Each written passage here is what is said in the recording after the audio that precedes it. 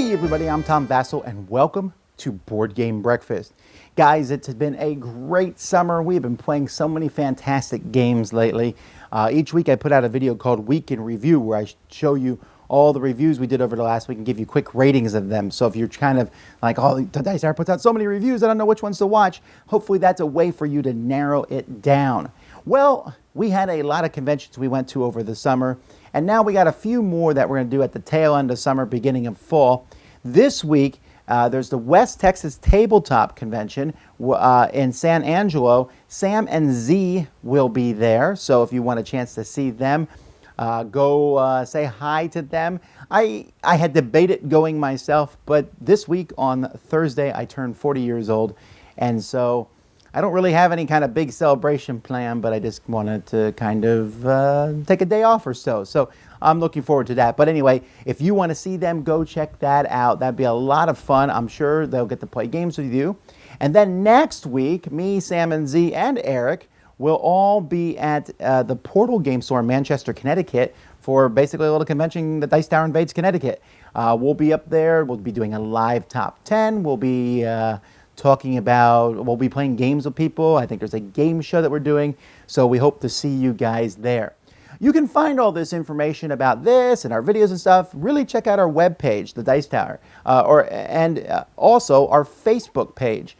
Really trying to increase our Facebook presence, really putting up a lot of stuff on the Facebook page. My personal account on Facebook has been overflooded with people. I can't add more people to that. But if you want to keep up with the Dice Tower, we'll put our information on the Facebook page. Well, let's get started today with today's show, and we'll start with the news.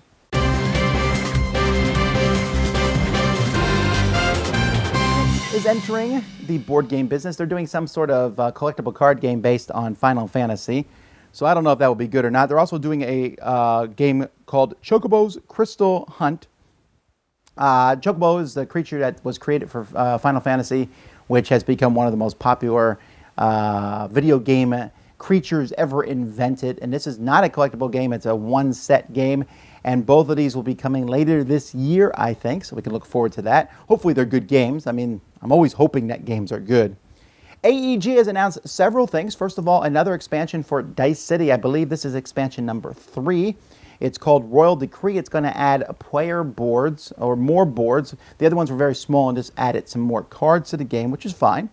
They also have an expansion for Istanbul called Letters and Seals. This has different things involved in it for Istanbul, including a guy who does not have to hang out with everybody else. He can go where he wants. An independent dude. Then there's Treasure Lair. Now this game does not really impress me with its art on the cover. It looks like it came from the 80s actually.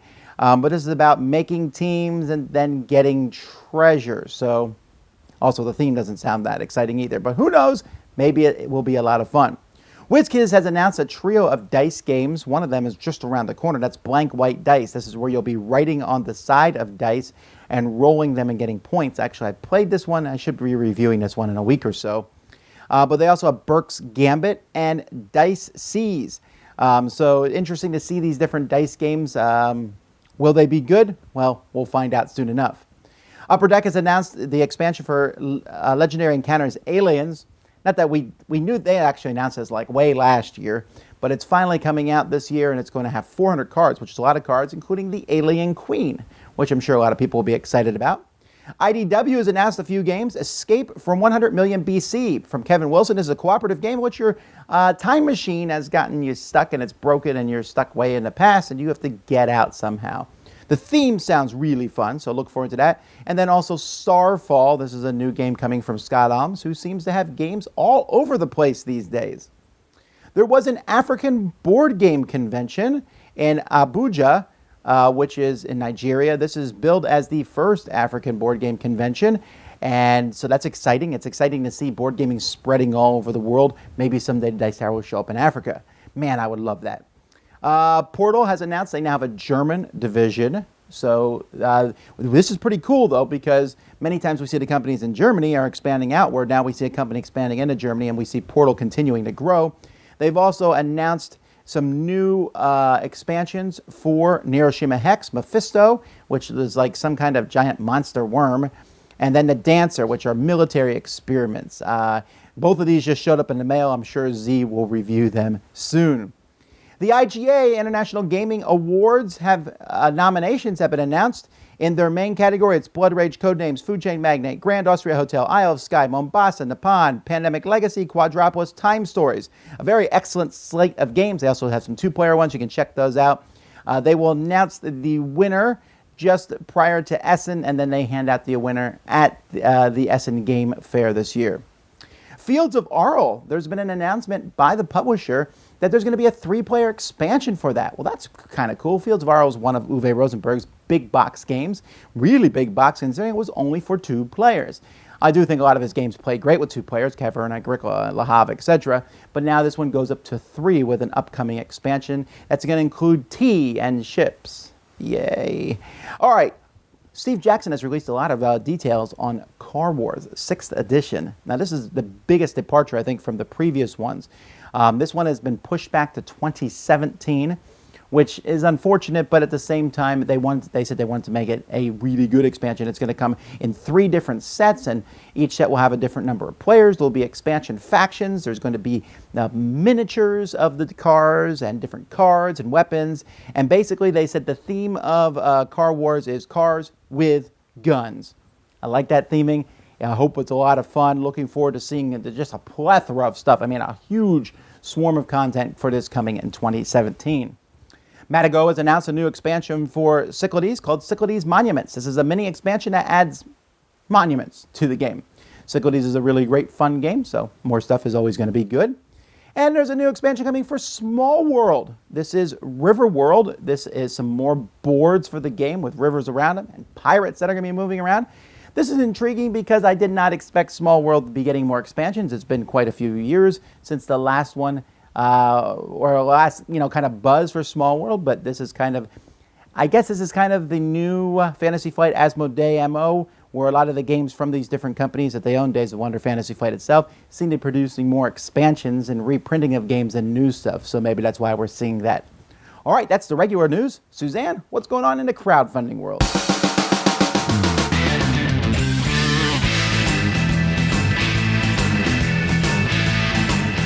Happy Labor Day to all of my friends in the US, and happy breakfast to all of my friends beyond. Let's take a quick look at what's happening in our crowdfunding world today. Underlings of Underwing is a game about dragon raising. Through worker placement and resource management, you're going to use handlers to gather elements, stake a claim on dragon eggs, or hatch those eggs. When eggs hatch, you get bonus points and abilities, and there are over 50 different egg and dragon cards in the game. Underlings of Underwing is the winner of the Game Crafters Learning Game Design Contest, and it features some really fun dragon and egg art. And although this is a color-based game, the team has made specific updates to help with accessibility for colorblind players. You can get a copy of Underlings of Underwing for a pledge of $29. Gadgeteers from Letterman Games is a lightweight family game for 2 to 3 players in which you compete to be the world's greatest inventor. In this quick game with cute art, players blind bid for a myriad of objects and parts to build cool gadgets. You have to manage your bidding chips carefully because once they're used, the high-value bidding chips are gone forever, but once you complete gadgets, they give you different abilities in the game. And secret bonus cards help you focus your priorities and score endgame points. You can get a copy of Gadgeteers for $19 plus shipping. Set in the 1950s, Area 51 Top Secret has players collecting and storing alien artifacts from a UFO crash. Although the theme is alien kitsch, the game is really kind of a Euro-style game about managing your hand of cards and making smart choices of when and where you play those cards. Ultimately, you want to own upgraded bunkers that match the color of the different alien artifacts, and these are the same cards that you'll have to spend to take those build and upgrade actions. Cards can be played to the bunkers face up or face down, and you'll be trying to collect those stacks, keeping all that you can, and trying to leave your opponents with suboptimal selections. Area 51 Top Secret is actually a design contest winner from the same designer of King Chocolate, and a copy of the game takes a pledge of €35 plus shipping. From the makers of Dungeon Dice comes Epic Dice Tower Defense. Players will use their limited gold to purchase tower and minion dice to build up their defenses and then set up their 2 waves of attack. Different units have different abilities like being great at destroying towers or maneuvering or scoring points after the towers are down. While luck of the dice is definitely a factor in the game, there are interesting choices in how you spend your gold and how you plan out your units. There are spell dice that grant temporary boosts, and the unit cards that outline those abilities look really cool. Epic Dice Tower Defense comes with at least 100 custom dice, and to get a copy it takes a pledge of $59 in the US. But heads up that because of the volume of dice, shipping beyond the US and Canada can be a little pricey. And last but not least, Word Domination from Jeff Beck combines a word game with an area control game, resulting in an interactive letter-skilling adjacency tracking game. Players spell a word using letters on the communal grid, marking the letters they use. If those letters are used by an opponent, their marker is taken over. But if a player can use a letter twice without getting knocked off, they get to steal that letter and claim it for their exclusive use. Hard to use letters are super mega evil arsenal cards that give players special abilities, and scoring is really based on how many letters you steal and how those letters are positioned, because groups of 3 adjacent stolen letters score bonus points. Word Domination features awesome art by Ryan Goldsberry, and it has the support of Tim Fowers, who designed Paperback. You can get a copy for a pledge of $30 plus shipping. All right, that's all I've got for you this episode. Hopefully something caught your eye. And until next time, I hope you have a wonderful week. I've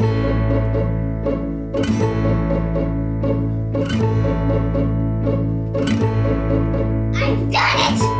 I discovered it! The game that's all about components and fun. Come with me, and I will show you Dr. Eureka by Blue Orange Games. Let's open the box. Acid, plutonium, and red stuff. The perfect recipe for family fun. Everyone starts off the game with graduated cylinders filled with molecules.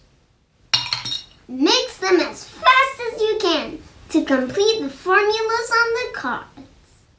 The blackboard in the background has different pictures on each card. Awesome! Dr. Eureka is a great game, and it's very frantic. Check it out. So I'm in from Open the Box Games. See you next time. Bye!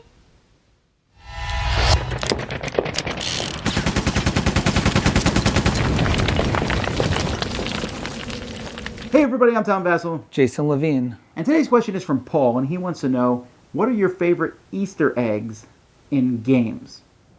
And now there's a lot of them. I mean, there's a whole list of Easter eggs in games. So I'll start out with one of my favorite was done by Ignacy Trzewiczek in Imperial Settlers. And when you're opening up like the game, I think it's Imperial Settlers, like you open up the lid and inside the box are like a little drawing of some guys. They're like, he found us hide. I thought that was cute. And he usually puts something like that in all his games. Well, I like Easter eggs when they relate to other things. So like Splotter in Food Chain Magnate. I had to throw that out there, I guess. All your restaurant chains are named after all their other games. So you have one that's named after part of the Great Zimbabwe, and you have one that's named after Duck Dealer, and you have one that's named after Antiquity. Are you sure that's not just advertising? Well, it's also advertising. Agricola has the same thing. I mean, not Agricola, Le Havre. On the cover, he's carrying the crate that says Agricola on it, which is kind of cool. So, yeah, little things like that where they like pay homage to their other games. I really like those kind of Easter eggs in games. And one thing I like, Rumble in the House does it. I think Caverna does it, and a few other games do it. Where you always look at these games where like there's a top-down view, and I think in like 5 different games you can see there's a table, and on the table is a board game. One of them has Cosmic Encounter. I remember that. I was like, oh, that's really cool. Rampage had that too, where they're playing the board game in one of the things that you crush. Yeah, so that's a kind of a cool Easter egg type thing to look for. And sometimes the Easter egg is in the title of the game. Sometimes it's in the rule book. Sometimes it's just on the board. Or, a lot of rule books will say, Alan is playing against Fred, and it's talking about the designer Alan Moon and his best friend Fred. Well, he doesn't have a best friend Fred, but when I know enough of these people now that I'll read the rule books and the people that they use in examples, like I know who those people are. Exactly. And my other favorite Easter egg, which Tom's going to laugh at me about, is when we open a game and Tom's in it or I'm in it. Ah, it's not or an Easter egg. That's glaring. It's cool though. I mean, it's cool to like, you know, when you play Sheriff of Nottingham, or not Sheriff of Nottingham, nothing personal. Like I always want my piece in there. I'm like, I want my card in there. I want your card in there. I want our cards in there. Or like, you know, Tom Rick from Arcadia Quest, and I think that's cool to have like little pieces. So I always get excited. It's a little bit more on the nose for me, but all right. No, to me it was exciting. Like St. Petersburg, when we first played it, and you didn't know that your card was going to be in there. You might have known, but I didn't know, and I was like, wow, you're one of the characters. I'm so excited. It's going to happen much less, folks. Don't worry about finding me in every game. I promise. I'm putting a stop to that nonsense. All right. Well, anyway, those are some Easter eggs. Hey, you have good Easter eggs? Let us know in the comments. Maybe you've seen some great stuff in games. Anyway, until next time, I'm Tom Vassell. Jason Levine.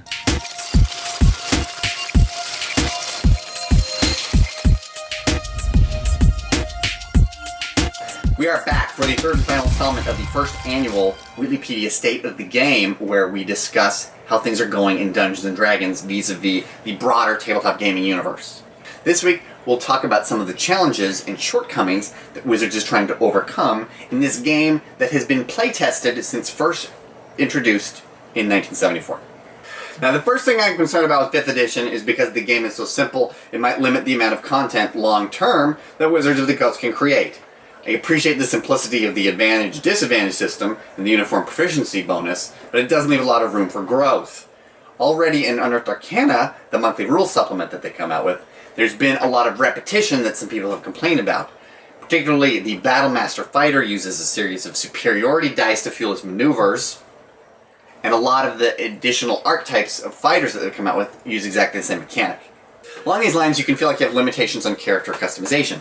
For example, in previous editions of the game, every time you level up, you had choices for what you could do, particularly if you were a fighter or whatever and you're getting feats all the time. But now, you make a choice for your archetype at level 3, and then you don't really get to make any other choices for customization except for every 4th level where you pick up a feat. So this has prompted a lot of people to multi-class like crazy just so they can feel like they can have options every time they level up. The other outstanding problem is they just can't figure out what to do with a Ranger. Nobody's really happy with how it turns out. Frankly, I don't think Ranger should be even its own class.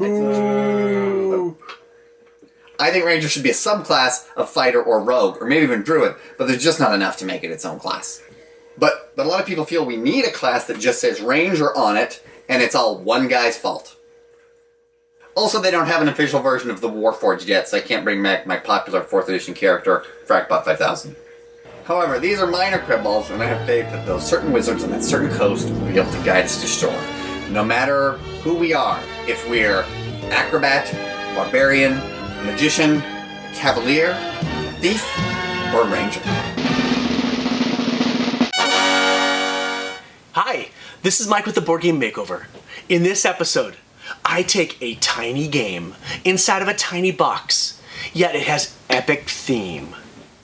That's right, I'm going to normal size a game from Gamelin Games, the makers of Tiny Epic Defenders, Tiny Epic Kingdoms, Tiny Epic Kingdoms Heroes Call, soon in my hands, Tiny Epic Western, and my favorite, Tiny Epic Galaxies. That's right, I'm going to normal size Tiny Epic Galaxies into not so tiny epic galaxies.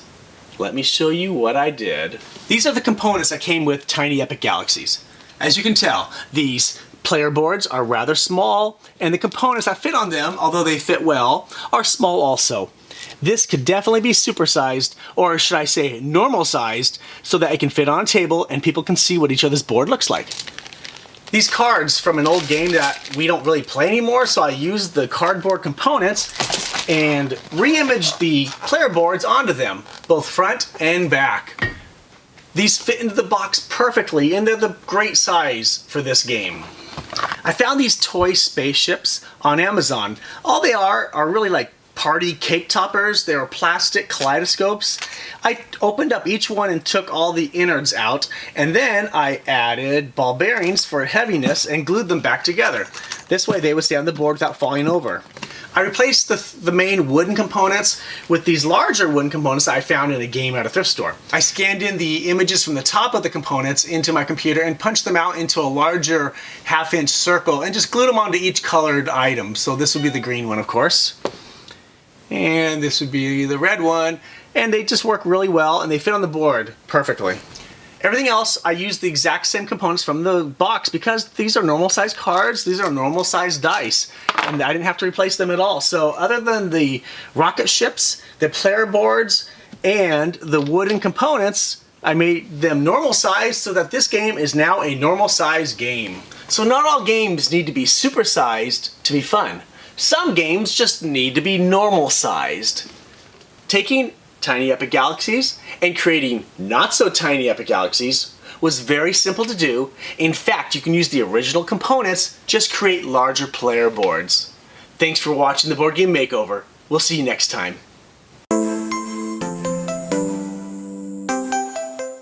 Hi, welcome to the 101. Well, I get tons and tons of questions every week, and I'm very thankful for all of them, and I'm thankful for all of you that write me and like what we do. But one of the biggest questions I get is, how do you clean a brush properly? Well, brushes are kind of funny. You can use them, and if you use them with too much paint on them, your bristles that are like this will eventually do this because you never truly clean your brush properly.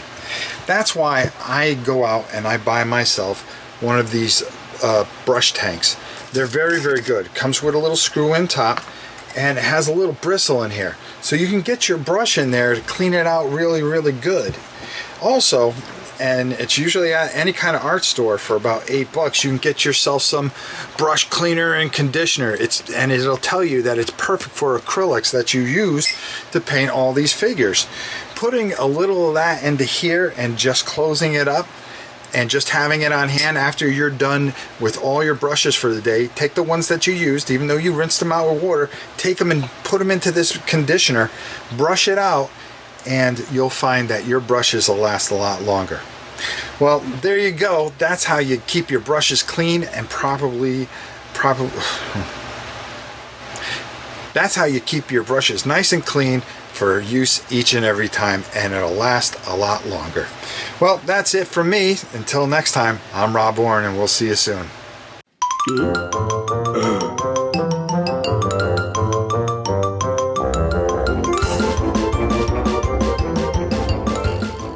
Okay, well, folks, lots of reviews coming out this week. We've really been doing a lot of reviews as the as the month has gone by. This week, probably the biggest reviews I'll be doing are Colony from Bezier Games and Mazmore from Cool Mini Knot, but I'll also be taking a look at Council of Blackthorn, Dragon Racer, New Bedford, some little kid games, and some other things going on. Sam and Z will also be doing reviews as always, and we got Eric Summer has a video coming out this week. We also have a top 10 list, our top 10 unique games that are just very unique and don't feel like any other game. That's coming out this week. Throat Punch Lunch from Sam, if you like my show here, Board Game Breakfast, and you want something with a more of a mere thrash feel to it, then Sam's show comes out on Wednesday. And then, of course, our show, the Dice Tower, and other shows will be coming out on the Dice Tower Network. Those you can find all at our website at dicetower.com. So lots of things coming this week. As always, let's keep moving on.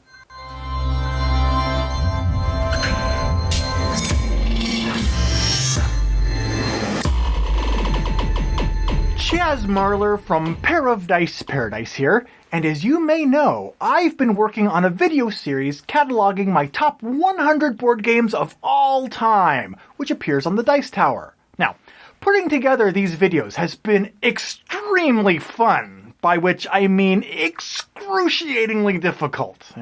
One of the questions that's consumed my every waking hour since beginning work on the series is whether Latvian scientists should be allowed access to refined vibranium. I mean, historically, I'm not a huge fan of what they've done with other precious alloys, but then again, the Von Doom family recently made a substantial financial donation to Head in the Clouds, and coincidentally, I wholeheartedly endorse their most certainly harmless geopolitical ambitions.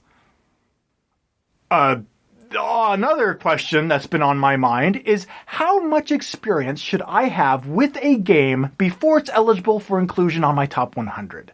Should a game that's only been played one time still be eligible to qualify among someone's favorite games? After further consideration and reflection on it, I can now confidently answer by saying, absolutely. This could be applied to other forms of entertainment as well. I mean, I could watch a movie or read an issue of a comic book just once, but still know that it ranks among my other favorites that I've watched or read many, many times. Would additional viewings impact the quality of my original experience? Perhaps, but not necessarily. And I also believe that it's possible to come away from a game that you've only played one time thinking, wow, that experience was amazing! Meanwhile, there may be games that you've played 1,000 times that don't fill you with excitement, but you still enjoy playing because you appreciate their themes, their mechanisms, their artwork, etc. Both experiences are completely valid reasons for those games to be among your favorites. So, with the list of my all-time favorite games, I was drawn to those games that left me with that wow feeling. Games that I can't wait to play again because I love the experiences that they provided. Now, whether I've played a game one time, 1,000 times, or one half of one time is inconsequential. It's the games that have given me the biggest surprises and thrills and chills and those wow moments that I'm finding to be my favorites. In fact, my only regret is that each game could only appear on my list once, and otherwise, every third game would certainly be 2005's Fantastic Four vs. Dr. Doom game. Yes, Fantastic Four vs. Dr. Doom, the favorite game of armor-clad genius inventors/sorcerers everywhere. Play it today, especially if you're Latverian, because then it's mandatory.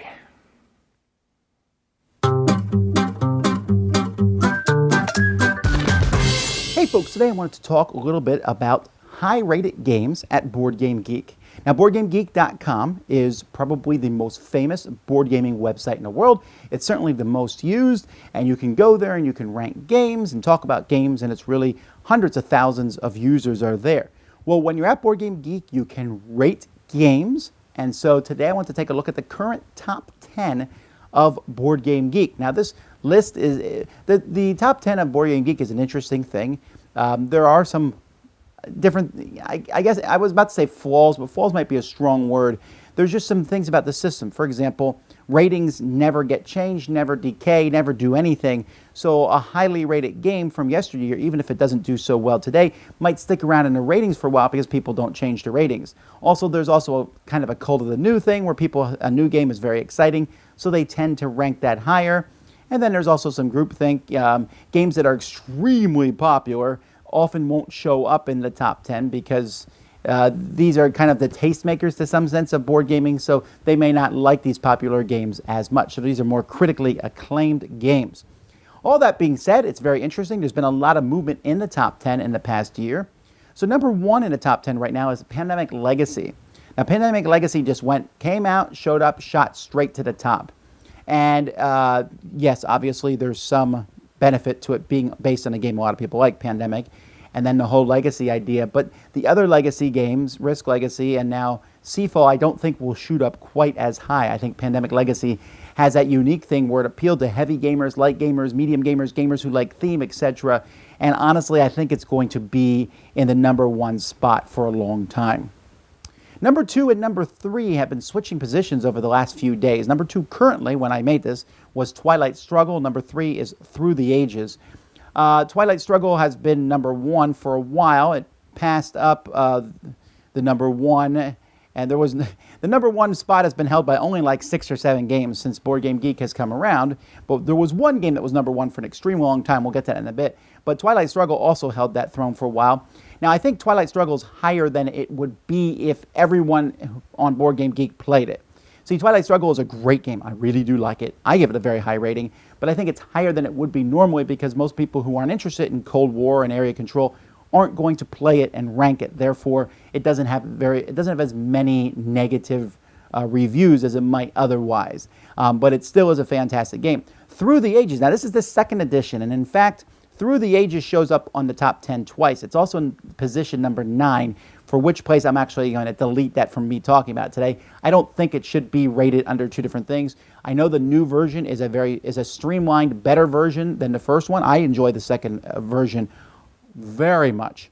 All right. However, at the same time, they're really similar. Okay, it's not like it's that much. I would say that the New Through the Ages is like a 1.2 edition or something like that. But it is a great civilization style game. I think again this suffers from the Twilight struggle, where people who aren't interested in playing a 2 to 4 hour civilization game aren't going to even touch it, which is why it's again probably so high. Number 4 is a game I'm not a fan of, but a lot of people really enjoy, and that's Terra Mystica, a heavy Euro game. But there's a lot going on, asymmetrical. It really hits the spot. I am the outlier in this one, and I certainly understand that. A lot of people really enjoy it, and it just gets high ratings. I think that there's certainly some waffling on this game, but for the most part, if people like it, they love it. And for a while in my game group, I saw it played every week. Number 5 is Caverna. Caverna kind of was springboarding off of its younger brother or older brother, Agricola. Agricola as a game was very popular. In fact, Agricola is number 7. Both of these games Agricola came with a bang, right? It was just so popular. It was something new and unique and fresh. Caverna is not new and unique and fresh, but it took Agricola and got rid of some of the stuff that a lot of people disliked about it. Some people do like it, which is why Agricola is still on the list, like defeating your people, but really brought it to the mainstream. And I don't think any of the Rosenberg games really have a chance making it in the top 10, except for those two for a while. Feast for Odin, the newest one, I like a lot, but I don't see it making it as high on the list. Number 6 is the game that was number 1 on Board Game Geek, I think the longest, and that is Puerto Rico. Puerto Rico is amazing that it's still in the top 10 because it did come out, 15 years ago now. But Puerto Rico is a very solid game by Andreas Seaforth, in which players are picking a role, taking that role, shipping goods from the new world back to the old world. It is a fantastic, fabulous game. Certainly deserves to be in the top here and there. It's sandwiched between Caverna and number 7, Agricola.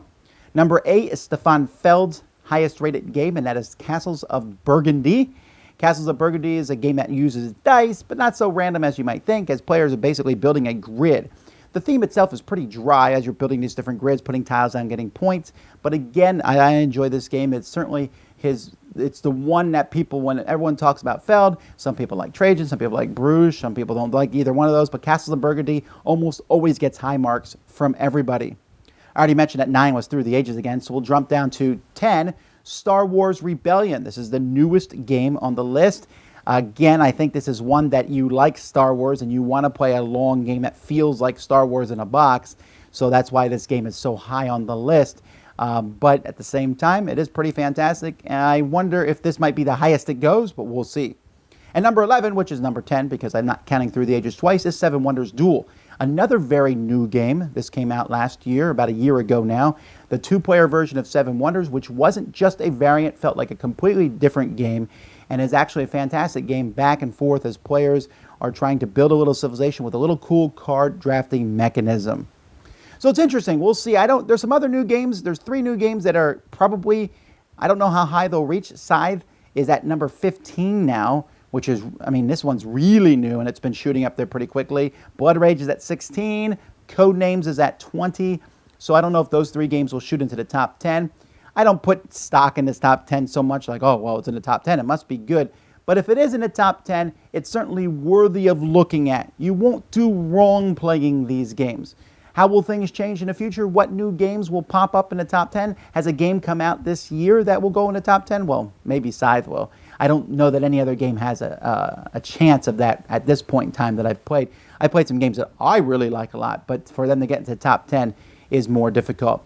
All right, well, let me think. What do you think about the Board Game Geek ratings and the listings of games? Tell me in the comments. Meanwhile, let's get back to the rest of the show. The following segment of Playing the News has already been debunked, but I call cover-up.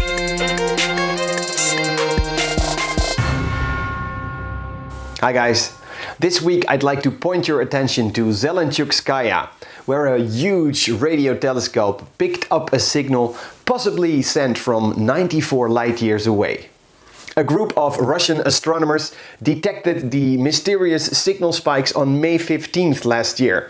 And right now a group of international scientists is investigating a 6.4 billion year old star in the constellation Hercules, hoping to find more of those signals emitting from that part of space.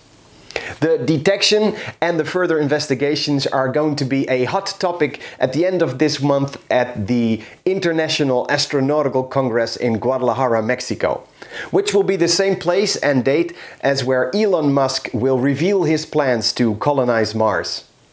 This week I am playing a game that's all about exploring space. A game in which you try to find more worlds to add to your tableau.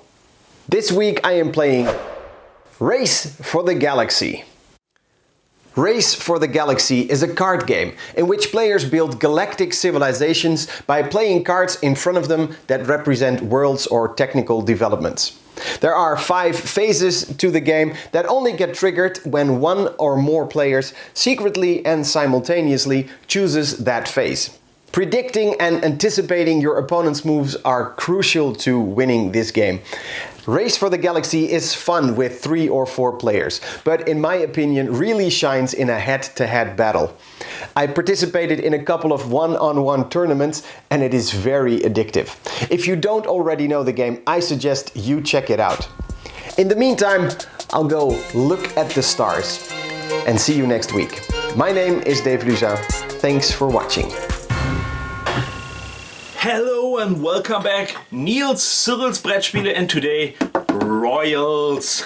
Yeah, Blue Blood, best and worst. See, the best part in Royals for me is by far, that is so easy. You have exactly 2 choices on your turn. Either pick 3 cards, you could also take from the face down part, or 1 from this intrigue cards, and then 1 from here, just 1. So this and that's your turn. Except for you can play these cards. But anyway, so your turn is so fast, so quick. So grab cards and play cards. Exactly like Ticket to Ride. And this is exactly the same feeling of Ticket to Ride for me in this game. However, it's for me a little bit too long. With roughly 60 to 70 minutes for me. It's a tiny little bit too long. It should be, for me, 45 to 50 minutes and not 60 to 70. Why? Yeah, you're always doing the same, and this is a bad time, obviously. So you're picking one of these and one of these, or 3. This is not one of these, or one of these, or 3 of these. That's your only decision you have, and the other decisions you are making on the board. So it's not really heavy because you're driven by the cards you have in your hand. That's the only decision you have to make. So you're very limited in your decisions. That's the bad part, in my opinion. Thanks for watching. Cyril's Brettspiele. My name is Niels, and Royals, you know that. Bye bye. Okay, so now we're going to take a look here at some stuff from MeepleSource, and this possibly may be the best stuff MeepleSource has done, up to this point at least.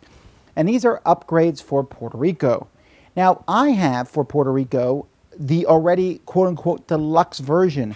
So I have, for example, here we got the coffee and the tobacco barrels, and we got the indigo and corn and sugar. Well, those are replaced with these tokens here. So we got sugar, we have corn, we have tobacco, we have coffee, and we have indigo. Now, the indigo is the only one. I really like how it looks. I wish they had maybe made it more blue. It actually is actual indigo color, which is fine thematically, but because blue is, I don't know, it's not the end of the world. But I like the way these look better. I know some people might have functionality with them. They'll say, well, look at the trading house. It shows you the things. Well, here's the good news. They've replaced the trading house, and this actually is a beautiful, nice, thick piece of wood, which fits on the board, and then you can put the different things on it. I love how this trading house looks. This is great. And not only did they replace the trading house, but they also replaced the ships. These are the ships. These aren't even the nasty ships from the original edition. These are the upgraded ships. These are great. 4, 5, 6, 7, 8, and the colonist ship. Well, these are now replaced with 4, 5, 6, 7, and 8. So there's the 5 ship. Each ship has double sides too. I guess if you want the different looks to them, if you want them all to be brown. I like the different colors myself. These are really neat ships. Again, they're nice and thick and wood, and they look really good on the board. And then here's the colonist ship as it comes in. So These are upgrades for MapleSource. I think MapleSource is running a Kickstarter right now for different things that they make. These are a pricey upgrade to Puerto Rico, but as Puerto Rico is a great game, I'm glad to have them. Even my deluxe version was upgraded by these, the regular version, and that would be even a more amazing upgrade. Definitely check them out. Hi, my name's Dave Adams. Welcome to Good Game, Better Gamers. Now, I told you last week that I set 2 challenges for myself so that I could learn to appreciate my collection more. And the first one was that by the end of the year, no game in my collection would be there that hasn't been played at least once. And that was to get a broad sense of appreciation for the games in my collection. The second challenge I set for myself was the 10 by 10 challenge. That's 10 games played 10 times over the course of the year.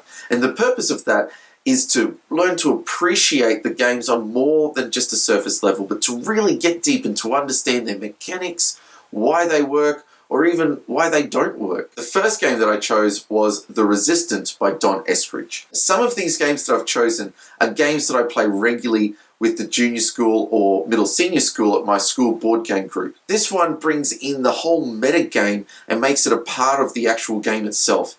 Every time we play, we're learning a little bit more about each other's tactics, a little bit more about each other's bluffing and how they look or when they're telling the truth, and all of that becomes part of the gameplay. And it's just a wonderful mix of suspicion, intrigue, questioning. It's a brilliant game to play, and it's certainly one that sustained itself over the course of these 10 games so far. Now, following on from that theme of games that I like to play at school is Dire Monsters. It's been a huge success at school with all the kids and some of the teachers too. It's great artwork, and it uses that great mechanic from Get Bit of the simultaneous card selection bidding style. It's a lot of fun, and you know what? It's so simple and easy to learn. It's not complicated, but at the same time, after the first few turns, you start to get into the unknown and the strategic, and you try to outplay each other, and it becomes a bit of a mess,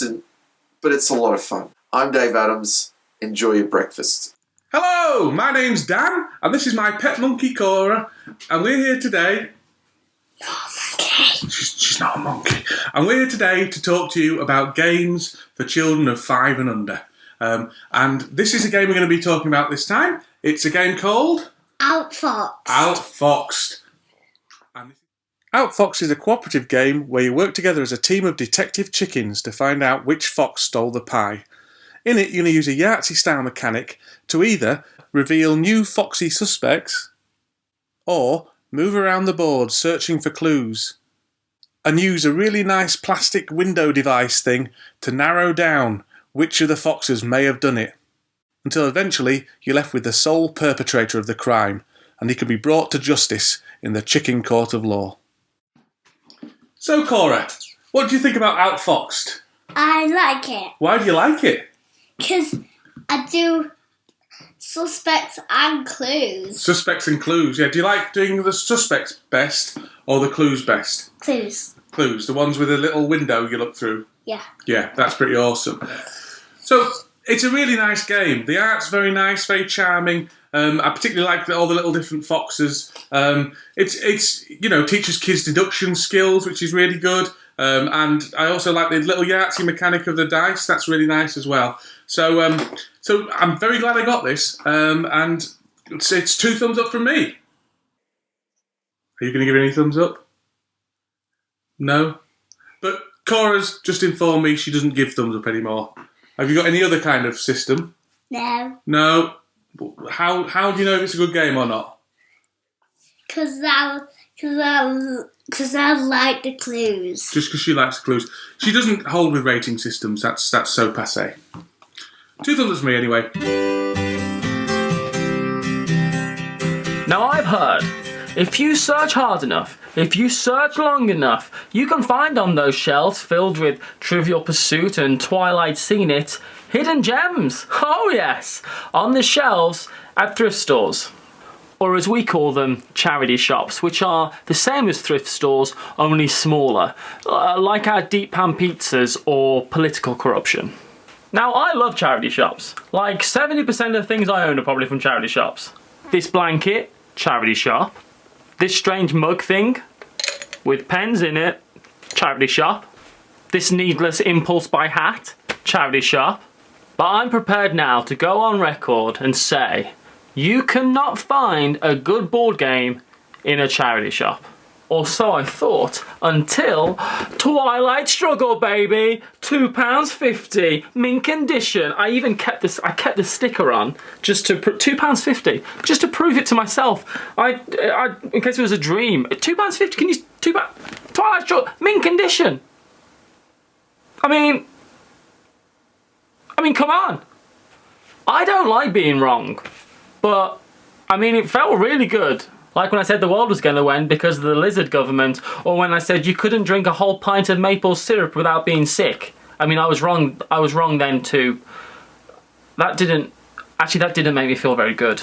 That made me feel just awful. So what's your best buy from a charity shop? Huh? $2.50? For reals? And that's been another Board Game Breakfast, folks. Thanks so much for watching. We really appreciate you coming along for the ride and taking a look at all these games with us. Don't forget to check out the rest of our channel. Don't forget to go to our Facebook page. We have polls there about the next top 10 list coming up. You can rate us there. You can start conversations there, and we can talk back and forth. It's a great place to hang out, and I hope to see you there. Don't forget to say hi to Sam and Z. If you're in Texas this week, go to the West Texas Tabletop Convention, and I hope to see some of you in Connecticut the following week. Anyway, let's get going. Thank you from me to all of you. This has been Board Game Breakfast. I'm Tom Vassell, your host on the Dice Tower. Thanks for watching Board Game Breakfast. Tune in each week for your daily dose of gaming goodness with Tom Vassell and all the gang. Until next time, I'm Eric Summerer, and you've been watching Board Game Breakfast, a Dice Tower production, sponsored by Cool Stuff Inc., an amazing place to buy board games. Cool stuff in stock at coolstuffinc.com.